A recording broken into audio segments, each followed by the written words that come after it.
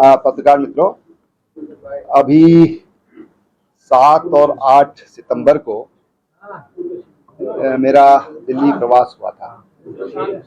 माननीय राष्ट्रीय अध्यक्ष जी को और माननीय प्रधानमंत्री जी को मैं मिला और काफी समय उन्होंने मुझे दिया और तमाम विषयों पर उनसे बातचीत हुई। संगठनात्मक बातें भी हुई और जो राजनीतिक गतिविधियां चल रही हैं प्रदेश में उन पर भी बातचीत हुई है। और 8 तारीख को मैं माननीय प्रधानमंत्री जी से मिला था। प्रधानमंत्री जी ने पर्याप्त समय दिया और काफ़ी विषयों पर उनके साथ भी बातचीत हुई। अगर मैं राज्य के दृष्टि से बातचीत करूं तो सबसे जो महत्वपूर्ण पक्ष था, गैरसैंण के बारे में जरूर आप लोग पूछेंगे तो मैं गैरसैंण, आप सबको जानकारी कि गैरसैंण को ग्रीष्मकालीन राजधानी घोषित करने का और बनाने का सौभाग्य मुझे प्राप्त हुआ। और आप सब लोग थे उस दिन जब गैरसैंण की मैंने घोषणा की थी, तो मैंने ये कहा था कि गैरसैंण पहाड़ की पीड़ा का प्रतीक है, गैरसैंण दूरस्थ का प्रतीक है, गैरसैंण हमारे जो राज्य जिन कारणों से राज्य बना है उन कारणों का प्रतीक गैरसैंण है। और गैरसैंण में तो बहुत इमोशनल वातावरण था।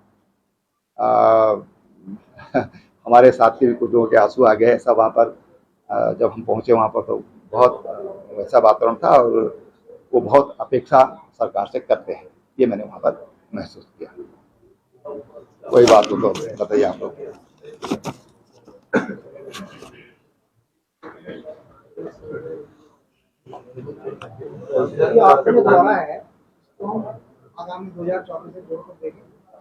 नहीं, देखिए, मैं 2021 मैंने कहा कि मेरा सीमांत दर्शन 1 हुआ था, ये सीमांत दर्शन 2 है, अभी एक और होगा सीमांत दर्शन 3।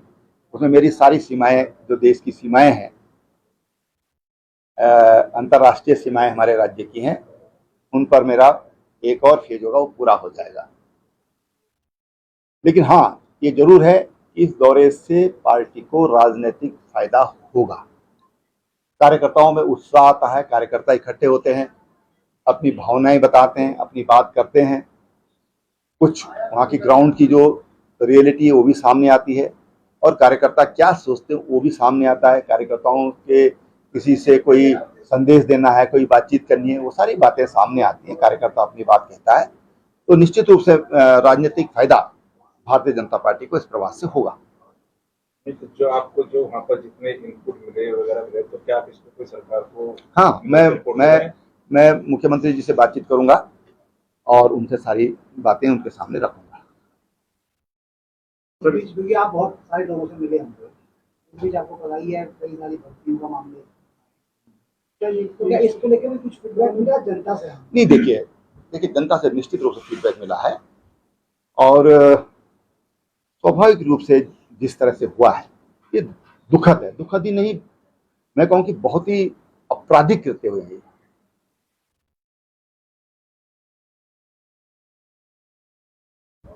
नौजवान आखिर जब एक में धांधली, दूसरे में धांधली, तीसरे में धांधली आएगी तो हमारी नई पीढ़ी किस पे विश्वास करेगी? माँ बाप अपने बच्चों को पढ़ाते हैं, दिखाते हैं, ये अपेक्षा करते हैं कि उनको कल नौकरी मिलेगी और ऐसा होगा तो ये इसका स्वाभाविक रूप से बड़ी नेगेटिव प्रतिक्रिया है, इसकी नकारात्मक प्रतिक्रिया है।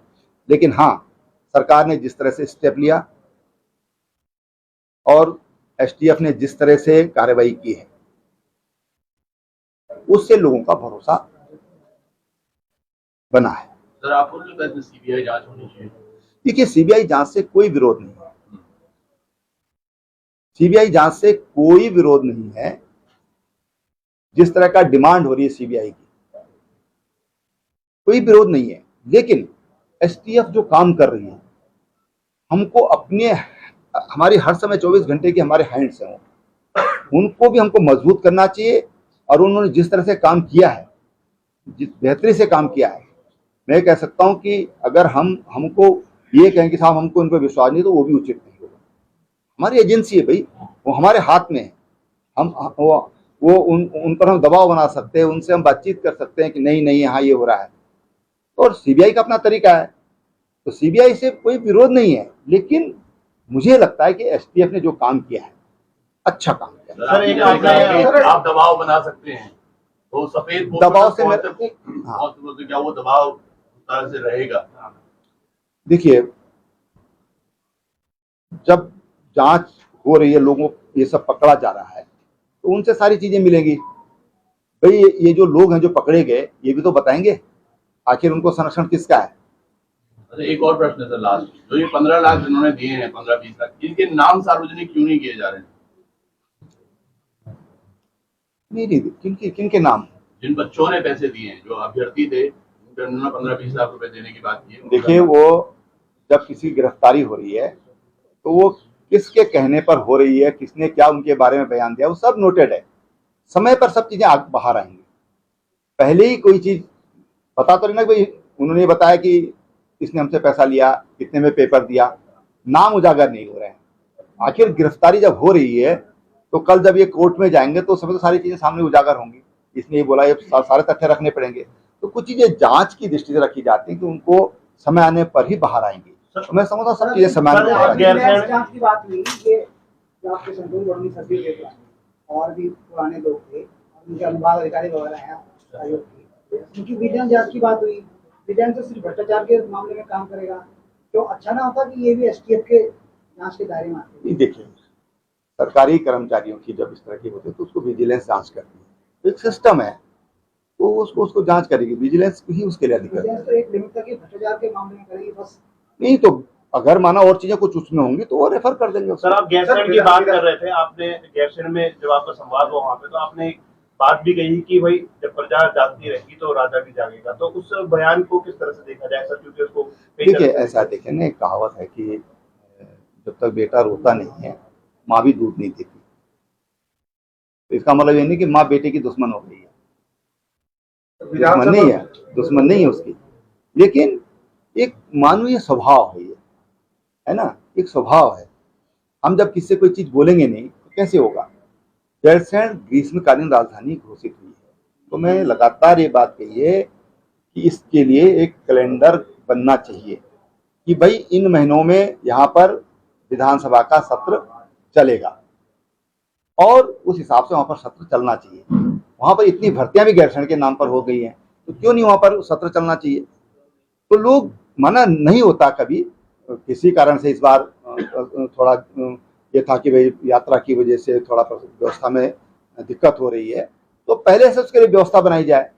पहले से उसके लिए व्यवस्था बन जाएगी, क्योंकि सरकार उसी समय बनी थी, वो एक व्यवहारिक दिक्कत भी थी, लेकिन अब आगे से अगर उसके लिए कैलेंडर बन जाए तो वहां पर होगा। और बाकी जनता है तो जनता अपनी आवाज उठाए, अगर नहीं है तो आवाज उठाना चाहिए, मेरा मतलब ये। रावत जी, आप आरएसएस से भी जुड़े रहे हैं, जी। बड़ी खबर ये मिल रही है कि आरएसएस कुछ बड़ा फेरबदल करने की फिराक में उत्तराखंड में मेरठ में आज बैठक की है। अब देखिए, संघ एक संगठन है, हमारा मातृ संगठन है, वो संघ अपना निर्णय लेगा जो भी लेना होगा, या संघ क्या सोचता, कोई जरूरी किसी के लिए बैठक होगी, ये भी तो जरूरी नहीं है। जी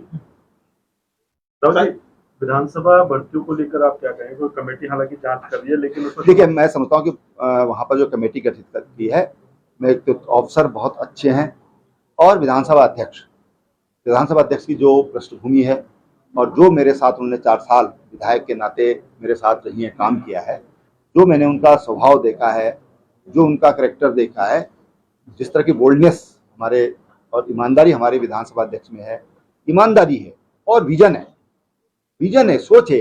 राजनीति कर रहे हैं तो हमको कैसी राजनीति करनी है, एक सोच के साथ जो काम करने वाली है, हमको उन्होंने जांच के आदेश दिए हैं, कमेटी बनाई है, हमको उसके ऊपर विश्वास करना चाहिए। सर एक आखिरी सवाल ये है कि महाराज जी का ये कहना है कि जो भी लोग हैं जिनके नाम आउट हो रहे हैं, वो नैतिकता पे संन्यास लेने की काम करें और तुरंत अपने आप सार्वजनिक तौर पर माफी मांगे। अब शुरुआत करनी पड़ेगी, फिर उनको शुरुआत करनी पड़ेगी। सर एक सवाल ये है कि जब से आप पीएम से मिलके आए हैं, उसके बाद ये चर्चाएं बहुत ज्यादा है कि आपकी बॉडी लैंग्वेज बदली हुई, आप बेहद खुश नजर आ रहे हैं। अरे भाई,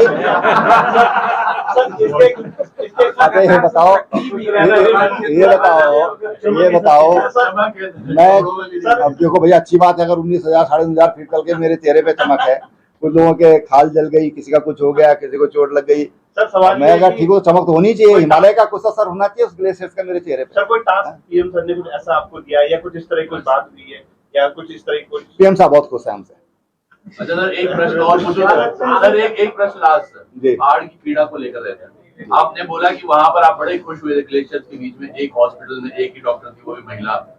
हमारे तमाम गाँव में सर कई जगह डॉक्टर के अस्पताल तक नहीं है सर। मैं आपको बताऊं मैं, आप अपना पूरा ज्ञान बढ़ाइए। जिस दिन 2017 में उत्तराखंड में भारतीय जनता पार्टी की सरकार बनी थी, 934 डॉक्टर हमारे पास थे, 934, और आज हमारे पास 2650 डॉक्टर हैं। और कोई भी अस्पताल ऐसा नहीं है कि जो खाली होगा। आज हर अस्पताल में डॉक्टर है। आज हर डिस्ट्रिक्ट हॉस्पिटल में आईसीयू है। हमारे पास टेलीमेडिसिन की कई अस्पतालों में व्यवस्था है, कई डिस्पेंसरीज में व्यवस्था है, ठीक है ना। आज हमारे यहाँ जितना पोस्ट है, लगभग रुद्रप्रयाग जिले में तो 2 अतिरिक्त डॉक्टर हैं।